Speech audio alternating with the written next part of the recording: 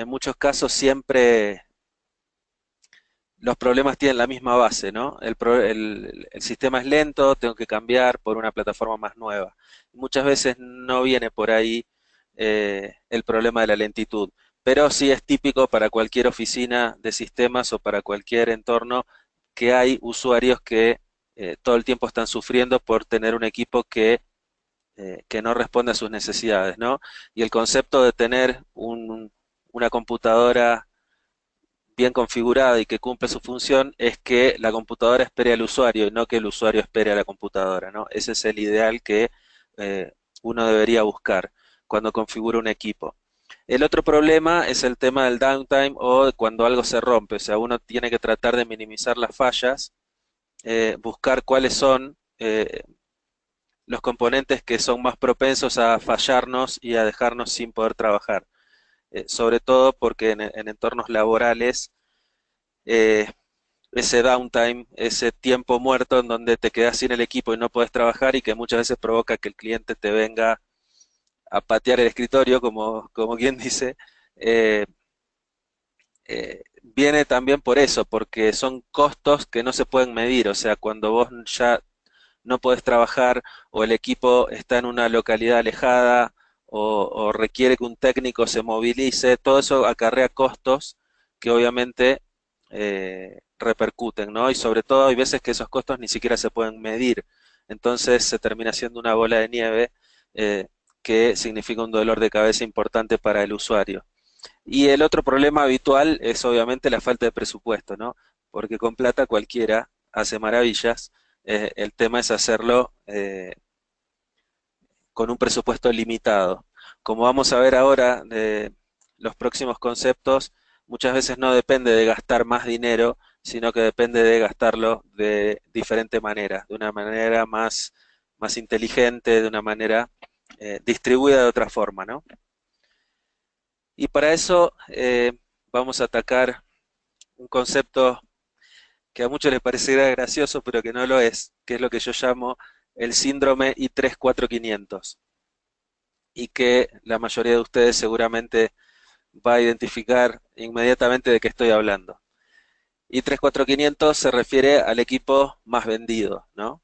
Eh, Core i3, 4 GB, disco de 500. ¿Y por qué es el equipo más vendido? ¿Por qué es la configuración más vendida? Estemos hablando de un equipo de marca, un HP, una Lenovo o un equipo ensamblado. eh, es la configuración que más se vende. ¿Por qué? Porque es la más económica. Eh, entonces, y porque en muchos casos a la gente le gusta ceñirse a una receta y quedarse ahí, ¿no? Ah, esta es una configuración típica para escritorio, para hogar, es una configuración con buen precio-rendimiento económica y que funciona. Ok. Eh, Algunos te dicen, no, yo ya no compro esa configuración, yo ya no soy víctima del síndrome de i3-4500 porque ahora compro con disco de 1 TB. Claro, porque sale un par de dólares más y como si eso fuera a mejorar la performance del equipo, ¿no? La realidad es que estás agregando almacenamiento, pero eso no modifica en nada cómo se va a comportar el equipo a la hora de ejecutar tus aplicaciones. Y en entornos corporativos o de empresas o de pymes es peor porque le estás dando al usuario 500 gigas más de espacio para que te lo llenen de basura, de virus, etcétera, ¿no? Entonces, eh, volvemos otra vez a ese concepto del i3-4500. ¿Qué pasa? Esa configuración hoy en muchos casos ya está quedando corta para la mayoría de los usuarios, aún para un usuario típico de oficina o de hogar. Y esto tiene que ver también con el concepto de performance que se maneja y que durante muchos años nos han inculcado diferentes marcas respecto de dónde viene la performance en una computadora. Y la concepción natural que todo el mundo te responde sobre eso es que es el CPU quien define qué tanta performance va a tener una computadora. Y eso es un concepto erróneo, ¿sí? Eso uno lo ve ya ahora no en Windows 10 porque ya no tiene el índice de experiencia de Windows, pero en Windows 7 donde vos corrías ese tipo mini benchmark, donde le da un score a cada componente del equipo, y vos veías que el score no era un promedio del score que te daba el CPU, porque te puntuaba CPU 6 punto tanto, memoria 6.5, video, gráficos, disco. El score final que te dice este equipo rinde tanto, no era un promedio ni era el más alto, ese es siempre el más bajo de todos. Y eso viene de una máxima en el tema de informática que dice que una computadora será tan rápida como el más lento de sus componentes. ¿Sí? Es un concepto clave que muchos pasan por alto. La computadora, cualquiera, sea un notebook, un desktop, un server, va a ser tan rápido como su componente más lento. Y a que no adivinan cuál es el componente más lento de cualquier computadora, es el disco. ¿Sí? Entonces, el concepto de performance es en realidad un balance entre los componentes más importantes. Ahora vamos a ver más adelante en mayor detalle, pero básicamente yo tengo que lograr una especie de balance entre el CPU, la memoria y el disco para que la computadora funcione en su mejor expresión, ¿no? O entregue la mejor performance que pueda entregar de acuerdo a esa conjunción de componentes. Por eso a veces vale la pena de tanto en tanto revisar la receta del i3-4500 a ver si eh, quizá con el mismo costo no puedo ofrecer una solución mejor o que se adapte mejor a la necesidad del cliente, ¿no? Y para atacar primero el tema de la memoria, hoy los 4 GB de RAM ya quedan cortos para la mayoría de las aplicaciones. ¿Por qué? Porque es muy común hoy en un PC, ya si abrís un Outlook, ya eso te consume una cierta cantidad de RAM. El Outlook es pesadito, sobre todo porque la mayoría de la gente eh, hace caso omiso de la recomendación de Microsoft y tiene guardado un PCT gigantesco con los últimos 12 años de emails colgados ahí en un solo monolítico PCT que pesa 10 gigas quizás. Entonces, eso ya de por sí es una aplicación pesada. Y aparte abrís un Chrome que hoy cualquier usuario, todos tenemos abierto por lo menos media docena de pestañas, ¿no? Y ahí ya se te fueron los 4 gigas. Entonces, este slide es un print screen de mi notebook de trabajo, que es una Lenovo T450 con un Core i5, y yo tengo, si ven ahí, instalados 12 gigas de RAM. Y este screenshot fue sacado con lo que yo tengo abierto habitualmente, que yo ni siquiera uso Outlook. Tengo solamente abierto el Chrome, trabajo con Webmail, o sea que es una de las pestañas de Chrome, y tengo abierto el PowerPoint o un Word o un par de PowerPoints y nada más. Y ya me estoy, en este ejemplo, ya me estoy comiendo 4,6 gigas de RAM. Entonces, si yo tuviera esa configuración básica con 4 gigas, ya estaría pasando el tema del swapping a disco. O sea, porque cuando Windows vos le seguís pidiendo abrir aplicaciones, ¿sí? Y se le acaba la memoria RAM física, automáticamente empieza a usar el disco como memoria. Y ahí es donde todo se va al mismísimo demonio, ¿no? Ahí es donde la máquina realmente se vuelve una tortuga, porque obviamente el disco es muchísimo más lento que la RAM y Windows se empieza a apoyar en el disco para dejarme seguir abriendo aplicaciones. Y ahí es donde la mayoría de las PCs se mueren y ahí es donde el usuario dice, no, así ya no puedo trabajar, esto es muy lento, tengo que cambiar la PC. O si es en una empresa, va y le reclama al jefe, me tenés que cambiar la PC. Esta es la raíz de muchas de las discusiones. Lo que muchos no saben es que Windows, provisto que vos le des un poco más de memoria, Windows utiliza esa memoria adicional para acelerar el rendimiento del equipo. Entonces, como ven en este gráfico, en este print screen, mi notebook tiene 12 GB de RAM. Yo estoy usando 4,5 y me marca en el celeste clarito, ahí, como libre, físicamente libre, menos de 1 GB. Entonces, si vos haces la cuenta, te das cuenta que hay toda esa sección azul que está ahí, que Windows la titula Standby, es en realidad memoria que Windows está usando para cachear aplicaciones, para cachear cosas y que demoren menos en cargar de disco porque ya las tengo en RAM.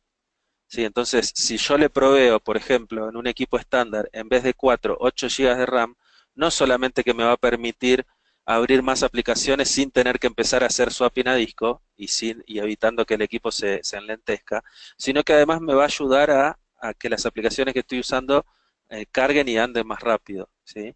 Esa es una prueba muy simple que vos podés hacer con cualquier aplicación pesada que abras todos los días. Ponele el Outlook.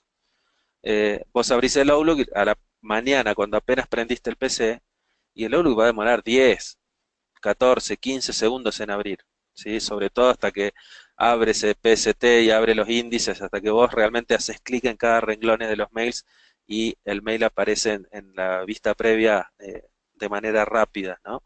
Entonces, si vos cerrás el Outlook y provisto que tenga suficiente memoria RAM, le volvés a dar doble clic al icono de Outlook, en esta segunda ocasión el Outlook va a abrir instantáneamente, en un segundo. O sea, en vez de demorar 14 va a demorar 1. ¿Por qué? Porque Windows nunca lo bajó de la memoria, ¿sí? Entonces, ese tipo de cosas, Windows ya lleva una estadística, Windows ya sabe que vos vas a abrir determinadas aplicaciones 4 o 10 veces por día. Entonces, eh, provisto que vos le hayas dado suficiente RAM, Windows va a ocuparla para hacer que tu trabajo del día a día sea más fluido, ¿sí? Evitando el acceso a disco, que es la parte más lenta del sistema. Entonces, ese es un motivo o es un argumento que ustedes pueden usar para eh, inclinar al usuario a que ya te compre un equipo ya con 8 GB de RAM y que ya dejen atrás los 4 GB como configuración estándar. ¿Ok? Eh, Otra cosa que vale la pena aclarar es que seguramente ustedes ya conocen las memorias KVR, la Kingston Value RAM, que es una memoria estándar para la que normalmente usas en cualquier equipo ensamblado del tipo Gigabyte, Asus, MSI, ¿sí? Pones la memoria KVR, sea DR3 o DR4, pero Kingston también tiene toda una línea de productos de memoria que se llaman KCP. Las KCP quizás no son tan comunes, pero sí se trabajan fuerte también. ¿Cuál es la diferencia? La diferencia no está en la calidad del producto, sino en la certificación. Las KCP son memorias que están certificadas para equipos de marca, ¿sí? Son memorias que están certificadas y homologadas para los notebooks y desktop Lenovo, HP, Dell, ¿sí? Equipos de marca, en donde la idea no es que tiene algo diferente, la idea es que Kingston te garantiza y te certifica esa memoria para ese equipo en particular. Entonces, ¿cuál es la diferencia? La diferencia es que vos podés encontrar una KVR que vaya en un equipo de marca y que funcione, pero tenés que saber exactamente cuál es el requerimiento de esa plataforma, ¿ok? Entonces, en el caso de que vos elijas poner una KVR en un equipo de marca, es tuyo el problema, o sea, es a prueba y error. A ver, voy a probar con este modelo de KVR a ver si funciona. Ah, sí funciona. Y si no funciona, es como que pasa a ser tu problema, digamos, porque se la vas a mandar a ir y a irte a decir, no, pero yo la pruebo y funciona. Y me decís, no, pero en mi equipo de marca no funciona. Entonces, quizás haya algo, esas cosas muchas veces pasan porque muchos usuarios piensan que la compatibilidad de la memoria la determina la frecuencia. Entonces vos decís, bueno, una memoria de 4 GB, 1600, es una memoria de 4 GB 1600, son todas iguales. No, no son todas iguales. Entonces, y eso pasa porque Intel cada tanto va cambiando los requerimientos de la plataforma. Entonces, le doy un ejemplo muy claro y concreto. Cuando Intel cambió de los Core de tercera generación a los de cuarta generación, hubo un cambio en los requerimientos de la plataforma. Los Core de cuarta generación en adelante requerían sí o sí que las memorias fueran low voltage, 1,35 volt en vez de 1,5, que es el estándar para DDR3. Entonces, de golpe, gente que venía utilizando las KVR de manera estándar y le ponía KVR a todas las máquinas, de golpe las KVR ya no funcionaban. Lo ponías en el equipo no levantaba o no te detectaba la memoria. Y la gente se empezó, ya ahí la gente no sabe a quién revolearle la culpa. ¿Por qué esto no anda? ¿Que las Kingston están viendo malas? De hecho, hubo varios que consultaron de esa forma. Cuando vos investigabas un poco, dice, pero ¿y cuántas te fallaron? 50. No, imposible. Digo. Es imposible estadísticamente que te hayan fallado tantas. Hay otra cosa. Entonces cuando investigabas un poco más, te dabas cuenta de que estaban instalando memorias de voltaje estándar en una plataforma que requería obligatoriamente low voltage. Entonces te decía, pero si antes andaba, ¿por qué ahora no? Porque cambió el requerimiento de la plataforma. Entonces las KCP lo que proveen es eso, o sea, es esa certificación, ¿sí? En donde eh, vos elegís el modelo de KCP y ya te quedaste tranquilo. O sea, si eso no funciona o no es compatible, es Kingston quien se hace cargo, ¿sí? Se las devolves a Kingston, Kingston te las reemplaza, etcétera. Me explico cuál es la diferencia entre una KCP. En muchos casos la diferencia de precio es ínfima o en algunos casos está casi al mismo precio de una KBR, pero la diferencia está ahí en el tipo de soporte, la respuesta de garantía, etcétera, ¿no? Entonces sepan que existe esa opción. Yo a veces les digo, si vas a comprar una memoria RAM para un notebook, ok, usa una KBR provisto de que sepas realmente cuál es la memoria que va a funcionar. Si vas a comprar 50 o a vender 50 módulos para upgradear a un cliente, no te arriesgues. O sea, pedí directamente una KCP y es Kingston quien te certifique y te garantiza que eso va a funcionar, ¿ok? Y si no, nos haremos cargo, obviamente. Eh, Muchas veces pasa eso, también pasaba, por ejemplo, con los Cordos Duo viejos, estamos hablando ya de equipos muy viejos, Cordos Duo, Cori de primera generación, donde también hubo cambios, esos equipos usaban DDR3 1066 o 1333 y eh, la diferencia ahí en la compatibilidad no estaba dada por la frecuencia, estaba dada por la densidad de los chips. Entonces, vos ponías una de 4 GB 1333 o 1600 de las que se consiguen hoy, y ese módulo tiene 4 chips de 1 GB, ¿sí? De un solo lado. La memoria que se usaba en el Core 2 Duo, que es un procesador de hace 7 años, no sabía que existían esa densidad de chips. O sea, él espera encontrar un módulo con 8 chips de 512 megas. Entonces, por eso no funciona. Y vos decís, pero las dos son 4 GB 1333, ¿por qué no funciona? Porque el CPU es viejo y no está acostumbrado a reconocer esa densidad de chips.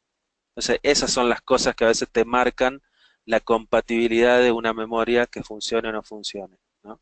Entonces, por eso existe esto de memorias certificadas para un equipo específico donde está bien tabulado cuáles son los requerimientos exactos de esa plataforma. Vamos a seguir hacia adelante. Entonces, una configuración equilibrada siempre va a necesitar que tengas en cuenta, aparte del procesador, que tengas en cuenta poner la cantidad de memoria adecuada para evitar que el equipo pierda performance y el tema del SSD, ¿no? Que vamos a pasar ahora a ese tema. El SSD es uno de los componentes que mayor impacto causa hoy en el rendimiento de cualquier equipo de cómputo, sea un desktop, un notebook o un servidor. De paso podemos aprovechar, Belén, para lanzar el sondeo y preguntarle a nuestros asistentes si trabajan o no con servidores. O sea, una respuesta simple de sí o no, que también nos ayuda a orientarnos a ver quiénes están trabajando, ya sea con vendiendo servidores o vendiendo accesorios, soluciones de potenciación para servidores, donde también nosotros podemos profundizar en esos temas y que Kingston tiene toda una oferta, ¿no? Tanto de memorias para servidores como de SSDs. Perfecto, José Luis, ya está en pantalla la pregunta, es ¿vendés o trabajás con servidores? Las opciones sí o no. Vamos a darles unos segunditos para que contesten y aprovechamos este pequeño break para contarles que pueden dejar, vemos que muchos estuvieron sumando durante los últimos minutos, pueden dejar sus preguntas por escrito haciendo clic en el botón preguntas y durante los últimos 15 minutos de presentación José Luis va a estar contestando estas consultas, ¿sí? Vamos a cerrar entonces el sondeo. Vamos a ver los resultados. Un 72% de los asistentes dice que sí, que vende o trabaja con servidores y un Buenísimo. 28% dice que no. Bárbaro, muy bien. O sea que hay interés también en el tema de servidores, que tiene mucho que ver con lo que venimos hablando, pero a un nivel de complejidad mayor, ¿no? Ahora, en los últimos slides de mi presentación tenemos dedicados al tema de servidores. Perfecto, otra razón más para quedarse. Sí. Eh, Pasando al tema de los SSDs, yo incluyo en mi presentación siempre este slide que, y si bien esta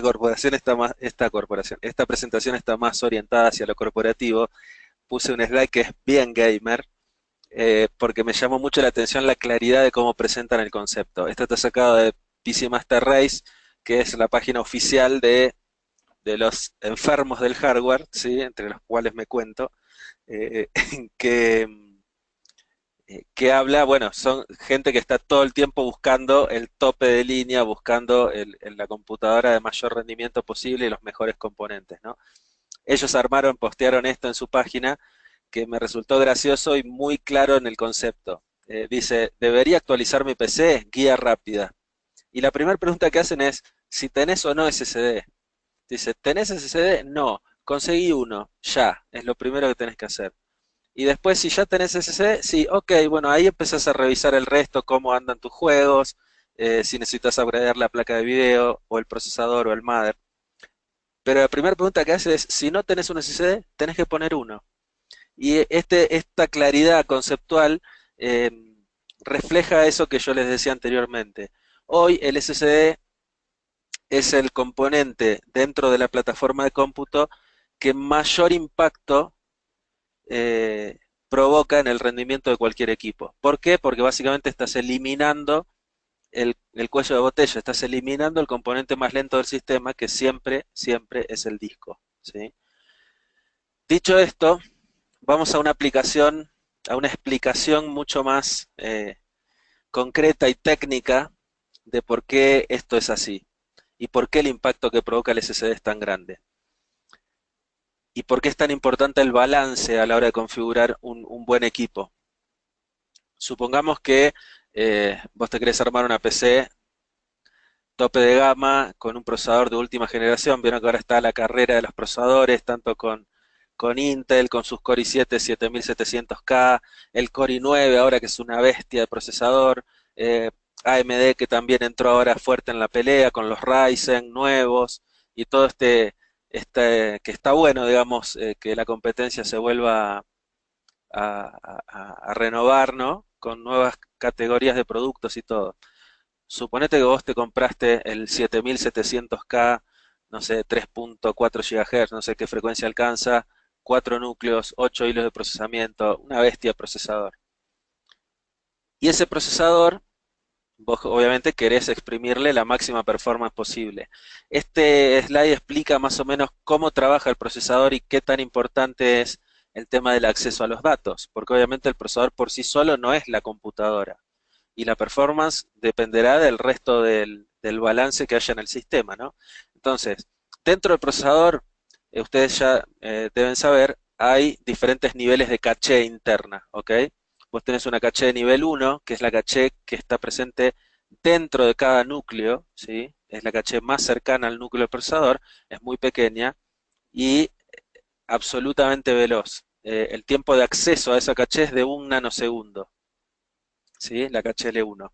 Provisto las distancias que hay dentro de un die de procesador, esto se mueve prácticamente a la velocidad de la luz. Es absolutamente instantáneo. Después está la caché de nivel 2, que esa ya tiene un tiempo de acceso de 3 nanosegundos. Y después está la caché de nivel 3, que es la que vos ves en la cajita del procesador cuando ves la descripción de las características, dice 8 megas de caché L3. Esa caché L3 tiene un tiempo de acceso de 10 nanosegundos, que es la caché que es común a todos los núcleos, ¿sí? Es una caché para todo el procesador. Ahora, mientras yo pueda ejecutar dentro de esos 8 megas de caché, el procesador va a volar a la estratosfera con su máxima performance y máxima velocidad. Ahora, ¿qué pasa? Después tengo que ir a buscar los datos. ¿Y cuál es el lugar más cercano que tengo para ir a buscar mis datos? Es la memoria RAM, ¿sí? Entonces, la memoria RAM ya no queda tan cerca, queda a 67 nanosegundos, más o menos, ¿sí? Esto está sacado de una DDR3L1600, CAS11. En el caso de DDR4 no varía mucho, porque si bien ponele pondrías una DDR4 2133, la latencia, o sea, el CL se va a 15. Si te vas a una DDR4 2400, la latencia se va a 17, con lo cual compensa la subida de frecuencia con, con la subida de latencia. Y ese número bajará un par de nanosegundos, pero se mantiene más o menos ahí, ¿no? Ya no me queda tan cerca. O sea, ir a buscar datos a la RAM me queda 6 veces más lejos que trabajar dentro del procesador, ¿no? Por eso es importantísimo que yo le ponga la cantidad de RAM necesaria, porque si encima a terrible procesador yo le pongo solo 4 GB de RAM, obviamente lo voy a ocupar enseguida, y cuando se me acabe esa RAM física, ¿a dónde íbamos? Al disco. Y el disco, señores, es extremadamente lento para acceder. Vos mirás las características del disco, 3 milisegundos de acceso. Para nosotros 3 milisegundos es un pestañeo, pero para el CPU, que está corriendo a 3.400 millones de instrucciones por segundo, son 3 millones de nanosegundos el tiempo de acceso a los datos del disco. Y ahí es donde todo se va al demonio, ¿sí? Para el procesador tan poderoso, tener que esperar 3 millones de nanosegundos para acceder a un sector del disco es una eternidad inimaginable, ¿no? Y cuando ves estos números y estas escalas, ahí es donde te das cuenta de que ensamblar hoy un Core i7 y ponerle un disco duro eh, es una locura, ¿sí? Entonces, no te sirve de nada haber gastado tanto en un procesador si vas a poner un disco duro, porque ese procesador se va a pasar el 95% del tiempo esperando, ¿sí? Tanta potencia de cálculo va a esperar a que puedas cargar datos desde el disco duro. 3 millones de nanosegundos de espera cada vez que querés acceder a los datos. Entonces, eh, se vuelve absolutamente irrelevante que vos ahí pongas un Core i3, un Core i5 o un Core i9X, ¿sí? Porque igual el ancla es el disco. O sea, el disco va a limitar la performance de todo el equipo. No importa qué procesador pongas. Por eso hay veces que cuando vos vendés un equipo, cuando el cliente te pide un equipo, te está acostumbrado a comprar esa configuración típica, ¿no? Core i3, 4 GB, 500. Y te dice, no, no, pero esta PC la necesito más potente. Cambiame el procesador por un Core i7. En realidad es que la diferencia que va a notar va a ser mínima en performance. Y se gastó unos buenos mangos, y en la práctica a veces no te lo va a decir por vergüenza quizás. Hay veces que ha pasado, o sea, he visto casos en empresas donde el usuario se queja de que la máquina andaba lenta, le cambian y le ponen una máquina nueva y sigue andando igual de lento, ¿sí? Y el usuario le da vergüenza quejarse porque dice, ¿cómo? Me cambiaron la máquina por una nueva. Si me voy a quejar de que sigue todo igual, voy a quedar como un estúpido, ¿no? Eh, y la realidad es eso, o sea que estás buscando el aumento de performance, pero por el lado equivocado, ¿ok? ¿Por qué el SSD causa un salto tan grande en la performance? Lo vamos a ver si vemos el tiempo de acceso de un SSD. El tiempo de acceso es de 16.000 nanosegundos, que comparado con la memoria sigue siendo un montón, pero comparado con el disco, nos acercamos muchísimo a los datos. Entonces el tiempo de respuesta que ese procesador va a tener cuando mande a pedir los datos a disco va a ser muchísimo mejor. Cambia radicalmente porque cambia por varios órdenes de magnitud. Entonces, eh, esta diferencia que se ve acá en los tiempos de acceso es mucho mayor que lo que vos ves cuando comparás el folleto, porque vos comparás el folleto, solamente miras el papel y te dice, bueno, el disco rígido común transfiere 100 megas por segundo, un SSD SATA estándar transfiere 550 megas por segundo. Ah, es 5 veces más rápido.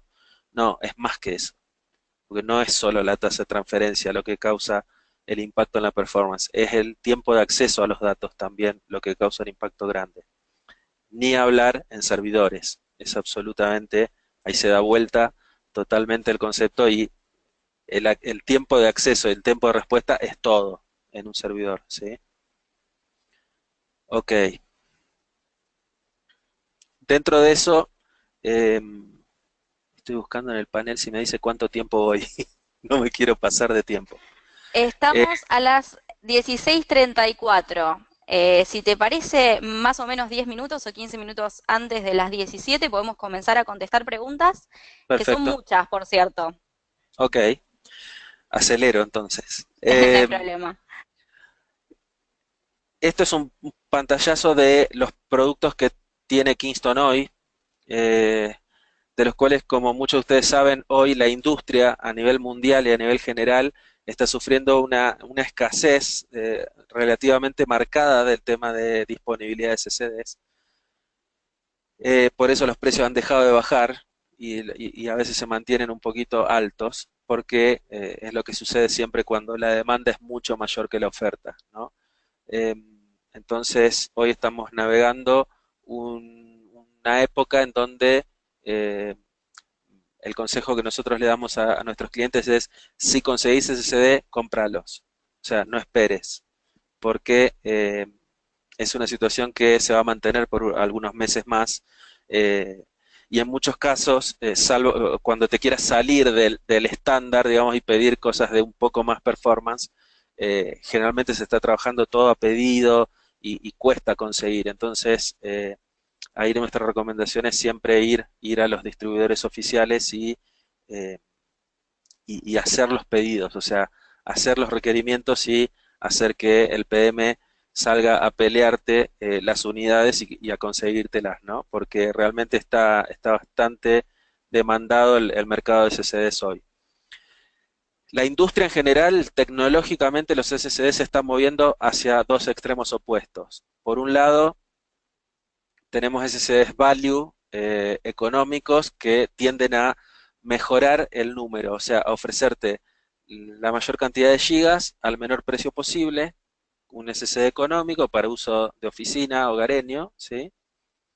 Que en este caso sería nuestro V400, que es el producto más vendido, obviamente, y es el que mejor nivel de precio tiene. Ahí figura también un A400 como Ultra Value, que sería todavía un poquito más barato, pero ese no está lanzado todavía en Argentina. Eh, Está disponible en algunos mercados, en China, por ejemplo, donde, donde la pelea es todavía más fuerte. Supongo que en algún momento lo tendremos en nuestra región también, pero por ahora no. Es el V400, nuestro caballito de batalla todoterreno, ¿no? Después tenemos el KC400, que es una unidad corporativa con mayor prestación. Es casi sería un equivalente corporativo del Savage, que es nuestro SSD HyperX para entusiastas y gamers. El Fury también es una alternativa dentro de los productos HyperX, que también yo calculo que no va a estar mucho más tiempo en el mercado presente, porque se le va dando foco a otros productos. La otra rama, digamos, la otra tendencia fuerte que se está dando dentro del mercado de SSDs es ir al otro extremo, a SSDs de la mayor performance posible, ¿sí? Eh, entonces, el mejor exponente de eso es el KC1000, que es ese engendro raro que tenemos ahí en la esquina inferior derecha, ¿no? Eh, Ahí me acaban de pasar una pregunta. Vamos a leer esa pregunta que creo que tiene que ver con las memorias. Ok, es una pregunta muy interesante y de hecho voy a volver, a ver, voy a volver el slide a al tema de las latencias. ¿Qué sentido tiene colocar memorias de más megahertz si luego la latencia es cada vez mayor? Por ejemplo, 2133 CAS 11 versus 2666 CAS 15. ¿Vale la pena realmente más megahertz pero latencia más alta? Eh, es una, es una pregunta súper interesante. La realidad es que sí, vale la pena. O sea, eh, salvo que tu aplicación dependa exclusivamente de la latencia y que sea y que no requieras transmitir gran cantidad de datos. O sea, el parámetro que no estamos viendo acá, estamos midiendo solo velocidad de acceso. Lo que no estamos midiendo acá es el true output, o sea, el ancho de banda total. Obviamente que al yo subir la frecuencia, la latencia también me sube, eh, pero la cantidad de datos que yo puedo transferir en esa cantidad de tiempo es mucho mayor, ¿sí?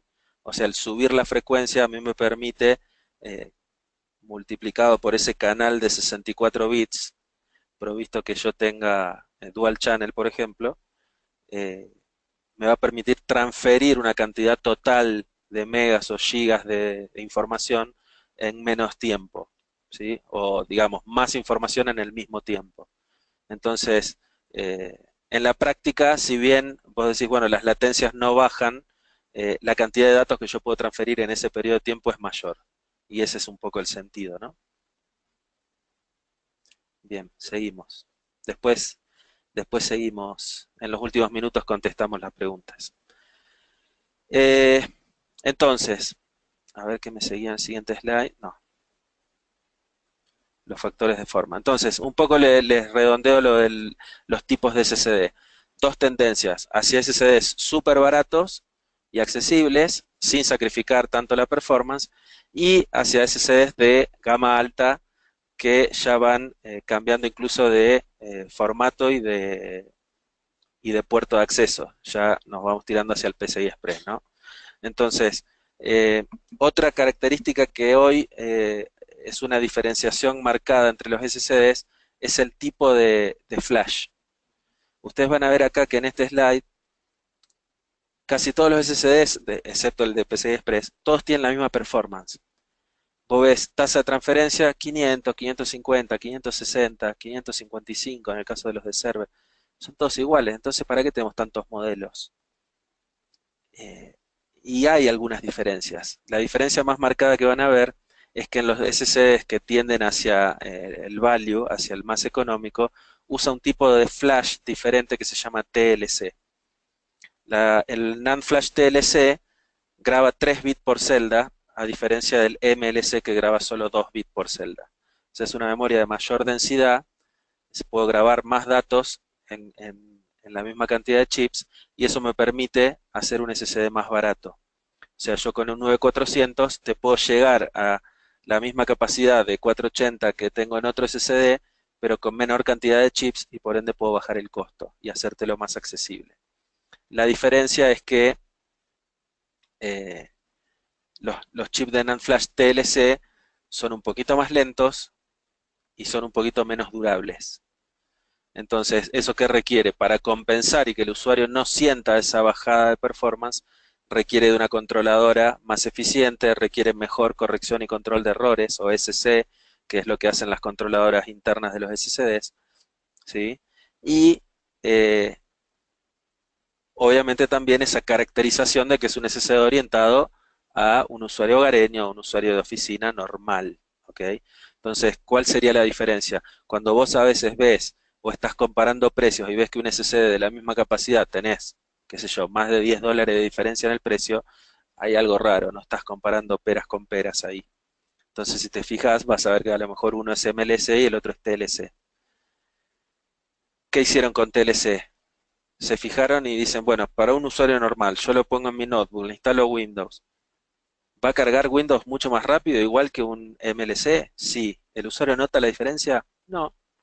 Para la apertura de aplicaciones, cargar cosas, copia de archivos normales, ¿funciona igual? Sí. Ok, listo. Es un SSD value, el costo es agresivo, el costo es accesible. Listo, esto está orientado a ese mercado. ¿Qué pasa? Si vos me pones un V400 en un workstation para editar videos Full HD con Premiere, no es su escenario ideal, digamos. ¿Va a funcionar más rápido que un disco rígido? Siempre.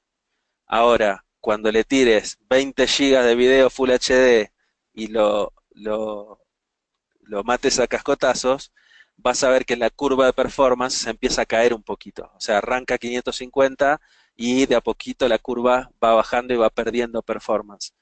Si vos lo dejás respirar un segundo, porque ese CD tiene caché, si lo dejas respirar un segundo, recupera performance a pleno. Pero la curva de performance se ve más como un serruchito, digamos, ¿sí? Que todos los SSD se ven así, pero en el caso de los TLC es un poquito más pronunciada. Entonces, eh, obviamente te va a funcionar y tranquilamente lo puedes usar para eso, pero a lo mejor vale la pena que sepas que hay una pequeña diferencia ahí en rendimiento. Si vos pones un Savage o un KC400 a hacer el mismo trabajo, vas a ver que la curva de performance prácticamente no se cae, o sea, la sostiene mucho mejor. Y si tiene algún pico hacia abajo, va a ser un pico muy cortito, apenas perceptible, ¿sí? Entonces, eso es básicamente la diferencia entre lo que son los SSDs MLC y TLC, y que hoy en el mercado tenés de todas las opciones, ¿no? Entonces, de todas maneras, mi recomendación es, vas a ver que en el 90% de los casos vas a usar el V400 sin problemas y que va a entregar una performance absolutamente satisfactoria y absolutamente impactante respecto del disco rígido que estás reemplazando, ¿no? Ahora, si te adentras en el mundo del high-end, eh, ahí sí te conviene apuntar hacia SSDs de mayor velocidad o más robustos.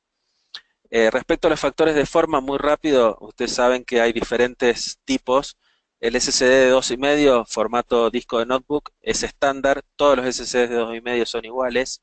2,5 pulgadas, 7 milímetros de espesor, interfase SATA. Cualquier notebook, desktop, donde sea que entre un disco de notebook, el SSD va a funcionar perfectamente. Después estaba el MSATA, que se usaba sobre todo en algunos notebooks o ultrabooks más antiguos, en los mini PCs, por ejemplo los NUCs, los BRICS, los CX, usaban la MSATA, que es básicamente el mismo SSD, pero en una plaquita desnuda, ¿no? Que va directamente montada sobre el motherboard. Eh, y a partir de la cuarta generación, Intel introduce un nuevo formato que se llama M.2. El M.2 es también una tarjetita más finita, parece como una barrita de chicle, digamos.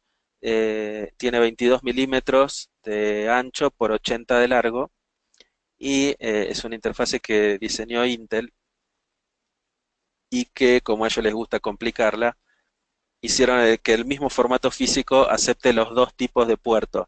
O sea, tenés M.2 SATA y M.2 PCI Express, ¿sí? Que son los dos que figuran ahí en la foto. Eh, los dos, y a partir de los Intel de sexta y séptima generación, ya todos vienen con el enchufe PCI Express que acepta ambos. En los de cuarta y quinta, a veces tenés que fijar y revisar muy bien cuál de los dos soporta. No sé si ven en la foto, pero el M.2 SATA tiene dos muescas en el enchufe y el M.2 PCI Express tiene una sola muesca. Entonces, tenés que asegurarte bien de que el equipo donde vos lo querés colocar soporta cuál formato. Como ya les digo, hoy de los de sexta y séptima generación soportan ambos, ¿sí? O sea, si soporta PCI Express, seguro soporta SATA, no al revés. Si soporta SATA, probablemente PCI Express no. Entonces ese es algo que tenés que revisar bien el manual del equipo y asegurarte, o cuando le pases el requerimiento al vendedor, pasarle bien la información de modelo, marca, modelo, número de parte del equipo o número de serie del equipo para que nosotros podamos asesorarlos de la manera correcta, ¿no? Vamos a movernos, a acelerar, así terminamos y podemos meter los dos slides de server. El KC1000, esto es lo que hablábamos del SSD de alta performance destinado a usuarios más demandantes, ¿no? Interfase PCI Express, esto ya no tiene nada que ver con SATA, obviamente las velocidades se disparan muchísimo y vienen dos versiones, o sea, hay dos números de parte diferentes, uno que viene solo la tarjetita M.2, que vos la vas a comprar eh, si lo estás comprando para una Ultrabook, por ejemplo, o para un mini PC, solo necesitas la tarjetita. O para uno de estos motherboard gamers que vienen ahora, que traen uno o dos de estos puertos, donde el disco lo colocas directamente montado sobre el motherboard. El segundo número de parte, la segunda alternativa, viene con esta placa adaptadora que ustedes ven ahí en la imagen, eh, para que lo puedas colocar como si fuera una placa de video en cualquier slot PCI Express de 4X, dado que el equipo no tenga slot M.2, ¿ok? Así que lo puedes montar, por ejemplo, lo hemos vendido muy bien para upgradear workstation viejos o las Mac Pro viejas, por ejemplo, perfectamente puedes usar este tipo de, de productos. Eh, la diferencia principal que tiene esto es que al usar la interfase PCI Express, el ancho de banda que puedes obtener es mucho más alto. No está limitado por los 600 megas por segundo que transfiere el puerto SATA como máximo teórico. Y en este caso, nosotros teníamos el Predator, que era PCI Express, pero todavía con el protocolo de comunicaciones AHCI, que es el estándar que usan todos los discos. Ese andaba en el orden de los 1400 megas por segundo de lectura y 1000 de escritura. Y el KC1000, que es nuevo, se lanzó el mes pasado, ya usa el protocolo nuevo que se llama NVMe. Esto se soporta, necesitas un equipo relativamente nuevo, eh, plataformas, te diría, de sexta y séptima generación, o sea, Z170, Z270, ese tipo de plataformas, ya soportan NVMe de manera nativa y no requiere drivers. O sea, le instalas un Windows 10, Windows 7 no estoy seguro, creo que Windows 7 sí requiere un driver, pero en Windows 10 ya lo levanta nativo y lo puedes levantar como unidad de buteo, ¿sí? Entonces, en una plataforma nueva pones este KC1000 y las velocidades que logras alcanzar están en el orden de los 2700 megas por segundo de lectura y 1600 de escritura. Es una bestia. ¿A quién le vendemos esto? A los diseñadores gráficos, a la gente que hace ingeniería, eh, a la gente que hace edición de video, toda la gente que labure con Adobe, con Photoshop, con Premiere. Básicamente mi consejo habitual es, si vos tenés un Workstation y no tenés uno de estos, estás metiendo la pata, ¿sí? Porque ese slide en donde explicábamos el tema de los tiempos de acceso a la información, en un Workstation o en un server se agudiza mucho esa falta de rendimiento. Y el cambio que logras poniendo uno de estos discos en esos equipos es absolutamente fenomenal. O sea, los tiempos de render, todos esos tiempos se te reducen enormemente y permite realmente alcanzar un salto de productividad muy impactante para los usuarios, ¿sí? Entonces, para todo lo que sea edición de video y demás, esto realmente causa un cambio espectacular. Y en términos de ese salto de productividad, eh, el costo no es alto. O sea, obviamente es más caro que un SSD común. Esto viene en tamaños de 480, 960, sí, 480 y 960 por ahora. Creo que más adelante va a salir uno un poco más grande. Eh, pero eh, la relación costo-beneficio que tiene es, el precio-performance, digamos, es buenísimo, ¿sí? Para el tipo de usuarios profesionales al que está orientado, eh, es una inversión que se amortiza rápido, en un par de meses, 2 o 3 meses y ya se pagó solo, por la cantidad de horas hombre de trabajo que te ahorraste, ¿sí?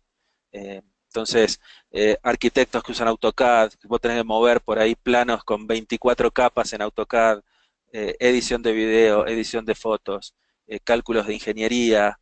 De hecho, por ejemplo, sé que el departamento de matemáticas ahí de la universidad en Rosario ya había comprado de estas unidades para... todavía tengo que contactarlo, no sé si lo instalaron en servers o en workstations, pero ya estaban comprando para cálculo matemático porque les aceleraba muchísimo. O sea, a un gamer no sé si le sirve tanto. Sí, va a andar más rápido que el SSD común, pero el tiempo te acelera un poco el tiempo en la carga de juegos, pero no más que eso, o sea, no va a aumentar el rendimiento del juego. Entonces, pero visto que tengas el dinero, compralo y colocalo, cero problema. Pero no sé si es una cosa así esencial para un equipo gamer, ¿sí? Si lo querés poner, bienvenido sea, pero con un SSD de buena performance normal, estás bien. Obviamente, si sos, como es, PC Master Race, mandale el más grande que venga y el más rápido que venga y todos felices, ¿no? Ok, vamos a hablar los dos últimos slides antes de las preguntas. Bien, perfecto. Dos slides, dos slides. Siguen, siguen llegando las preguntas, te cuento. Vamos a tratar de contestar la mayor cantidad de preguntas que podamos y les agradecemos desde ya la curiosidad por este tema, ¿no? Ujú. Vamos a hablar de servers. En servidores es bastante sencillo el tema de la elección del modelo porque tenemos uno solo. Antes había más opciones. Por suerte ahora estamos enfocados en un solo modelo que se llama DC400 DC por Data Center es un SSD exclusivamente diseñado para servers, en donde la clave acá es, obviamente, la protección de datos, o sea, el firmware está optimizado y enfocado en primero proteger los datos y después la performance. No obstante eso, también está tuneado u optimizado para tener IOPS.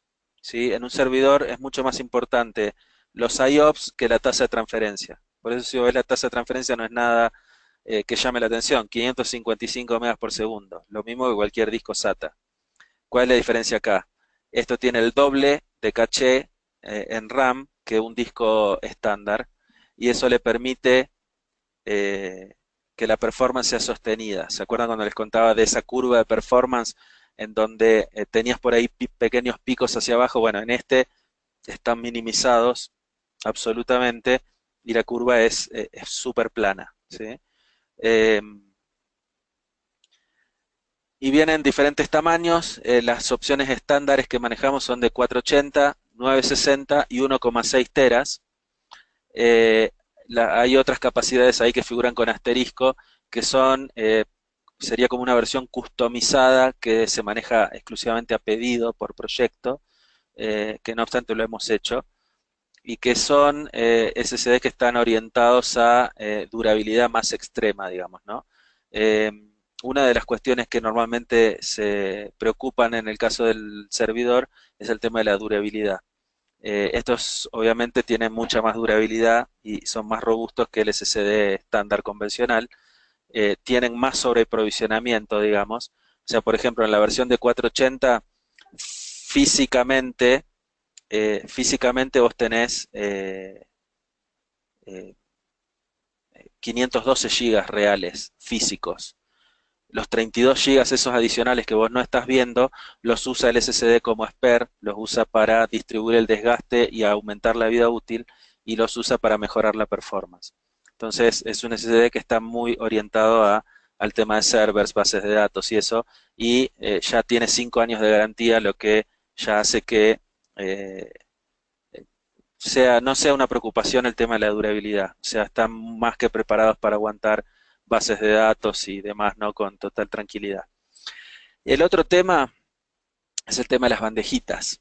El tema de las bandejitas eh, eh, no los vende Kingston porque obviamente la bandeja depende de la marca del server, eh, y tampoco te lo va a vender la marca porque si le pedís a HP o a Dell la bandejita suelta te van a decir, jaja, sí, no te van a vender eso suelto, te lo van a vender con un disco que obviamente es caro.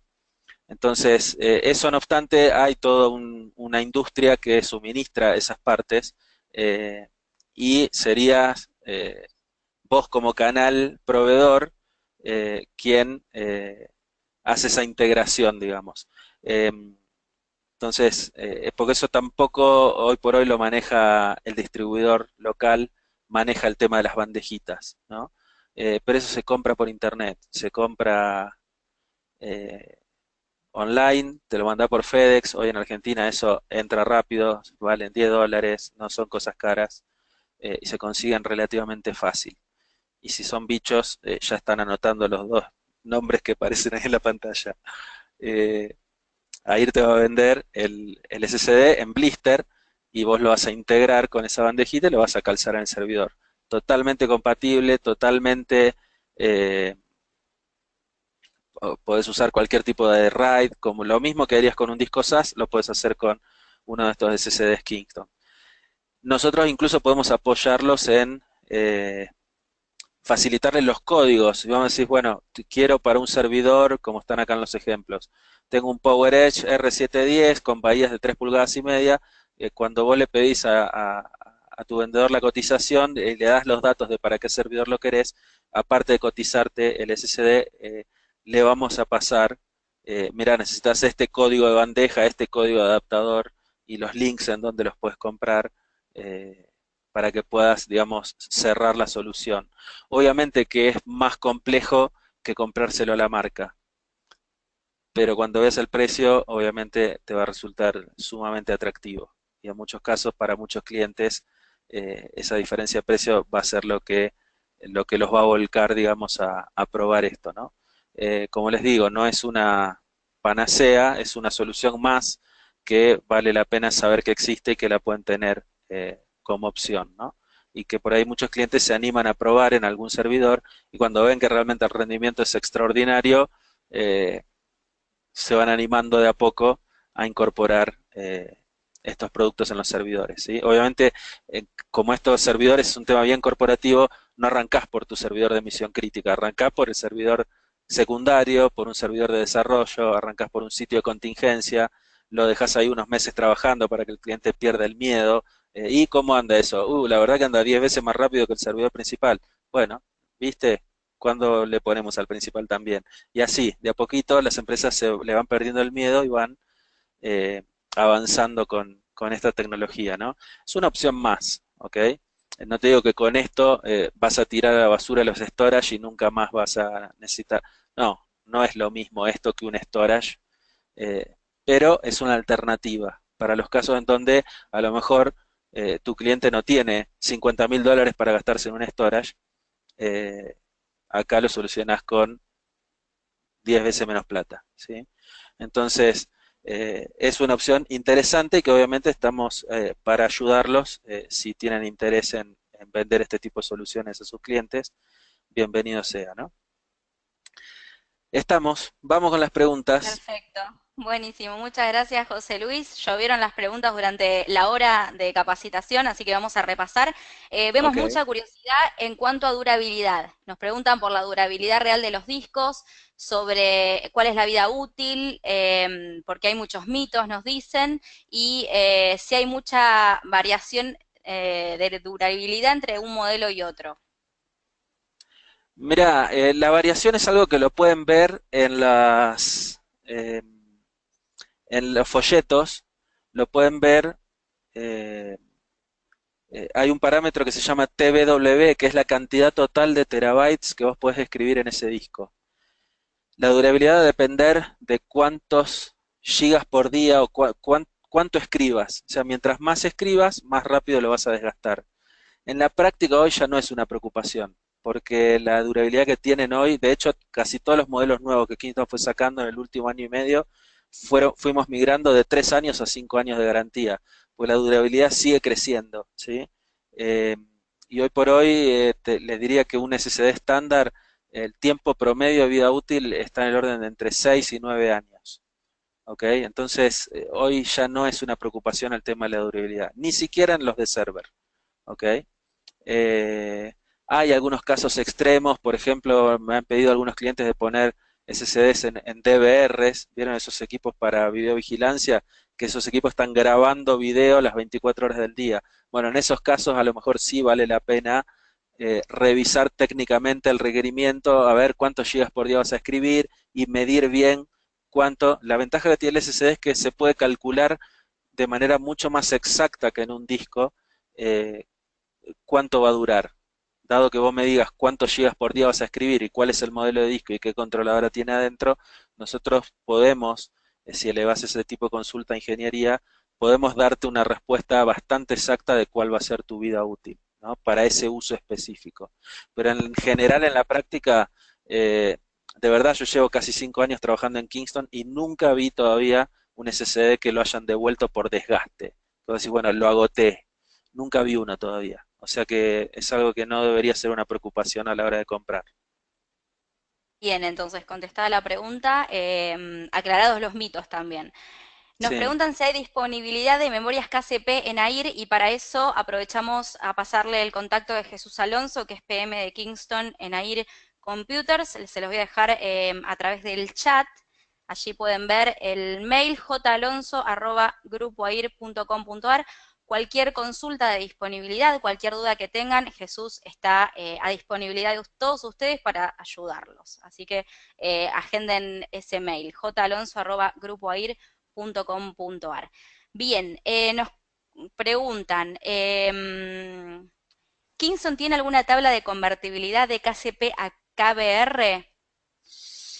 No, no. No, porque si la hubiera, no tendríamos esa diferencia de tener dos líneas separadas. Eh, no, en realidad no, no la hay. nosotros generalmente recomendamos que vayas a la página de Kingston, al buscador, y busques el modelo de tu equipo y te va a tirar la KCP que corresponde. Después no, básicamente ese es el trabajo que se tomaron los ingenieros de testear y certificar para cada modelo de equipo eh, y es todo el motivo por el cual se creó esa línea, ¿no? Si fuera tan fácil hacer una tabla de conversión, eh, lo hubiéramos hecho de esa forma, digamos. No, no es tan simple. Perfecto. ¿Cuál modelo se podría usar con servidores? Para servidores, porque esto fue una transición, antes de las KCP había una para cada marca de equipo, o sea, teníamos una KTD para Dell, una KTH para HP, una KTM para IBM. Eh, ¿Qué pasa? Como las plataformas prácticamente eran iguales en todas las marcas, o sea, un Core de séptima generación o un Xeon B3 es exactamente lo mismo, sea HP, sea Dell, o sea, la plataforma internamente sigue siendo idéntica. Entonces Kingston simplificó poniendo un solo código para todas las marcas de equipos.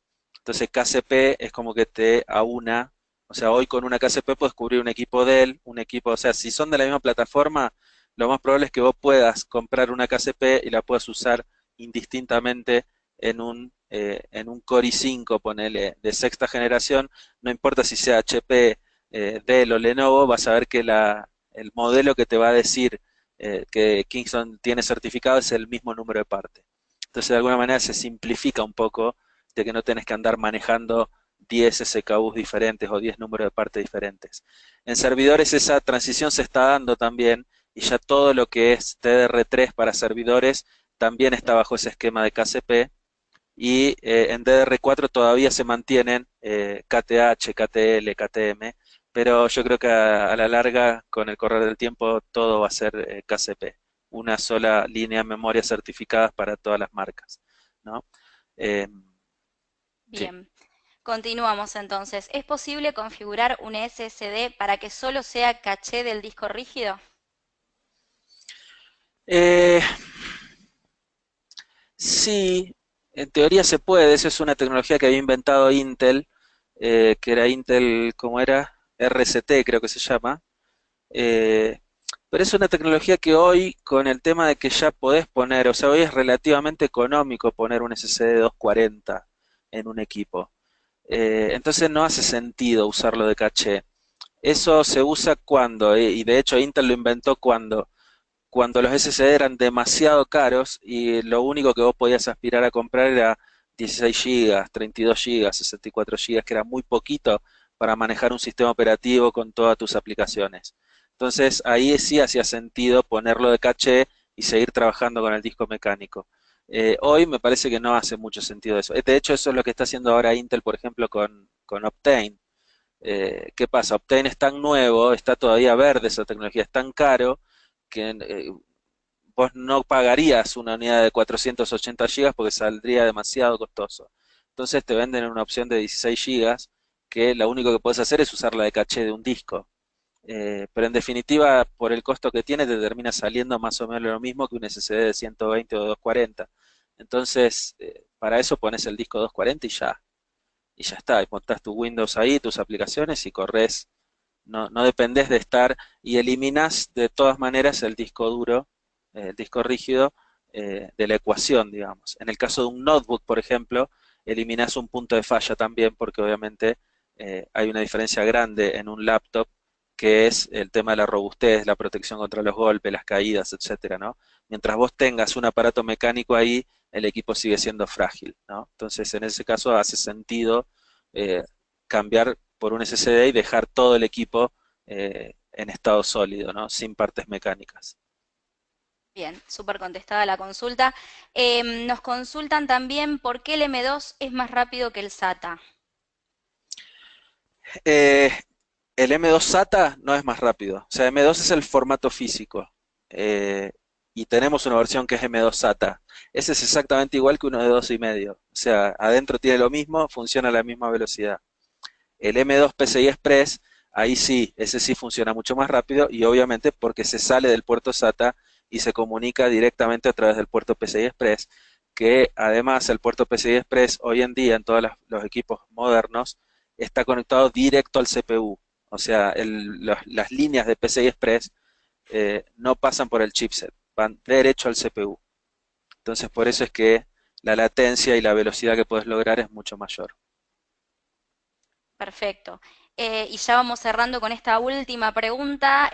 ¿Cómo es el tema de las particiones? Y si se rompen, ¿cómo recuperas la información? Nos consultan. El tema de las particiones es igual que cualquier disco, porque en ese sentido no hay drivers, no hay nada, se comporta exactamente igual que cualquier disco, lo podés clonar, lo podés particionar, podés hacer RAID 1, RAID 0, RAID 5, en eso se comporta igual que cualquier disco, es totalmente transparente.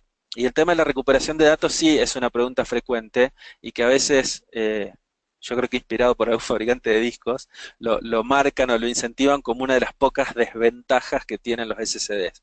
Uy, dicen, si se me rompe un disco rígido, yo puedo llevarlo a un lugar en donde hagan recuperación de datos y me recuperen los datos. En el SSD eso se puede hacer y no. O sea, técnicamente es posible, pero es demasiado complejo y sería demasiado costoso. Así que en la práctica no. Si se rompe el SSD, no se pueden recuperar los datos. Pero por otro lado, la probabilidad de que un SSD se rompa es muchísimo menor que la que se rompa un disco duro. Y de todas maneras, se te rompe un disco duro y lo llevas a un lugar que te recuperen los datos y te van a cobrar $1000 por cada 100 gigas. O sea, Me parece que perdimos a José Luis justo cuando estaba contestando la última consulta. José Luis, ¿me escuchás? Lo vemos conectado, pero no lo vemos con sonido. Bueno, vamos a guardar unos segunditos nada más. José Luis, ¿estás ahí?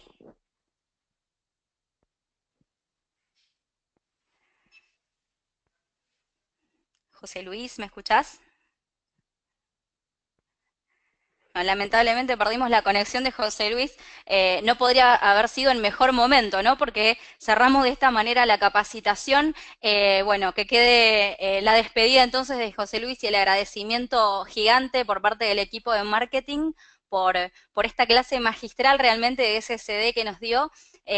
Bueno, como parte del equipo de Kingston del que es miembro. Entonces, José Luis, si nos estás escuchando, les contamos que toda esta transmisión se realizó desde Cusco, él está en este momento allí, así que bueno, les agradecemos muchísimo y la verdad somos unos afortunados de que esto sucedió a las 5:12 y no en el medio de la capacitación. Pero bueno, nuestros saludos y nuestro agradecimiento entonces a José Luis por esta hora de clase magistral. Bien, antes de cerrar con esta capacitación les contamos que aquellas preguntas que no fueron contestadas, no se preocupen porque vamos a estar contestándolas seguramente vía mail, si no se pueden comunicar directamente con Jesús Alonso, como dije, PM de Kingston en Air Computers, su mail jalonso@grupoair.com.ar si quieren comunicarse con él.